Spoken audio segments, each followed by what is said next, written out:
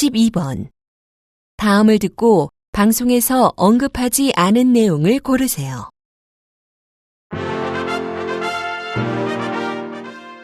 This is Sarah Hyun with IBC Evening News. Here are today's headlines. Skyrocketing global oil prices are driving Korea's gasoline prices to a new record high. The government has announced the number of new babies is increasing for the first time in 10 years. The National Palace Museum of Korea has succeeded in restoring the water clock of Joseon Dynasty.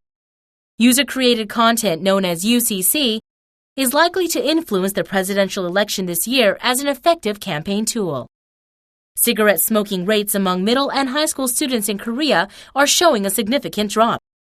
That's all for now. I'll be back in a few minutes.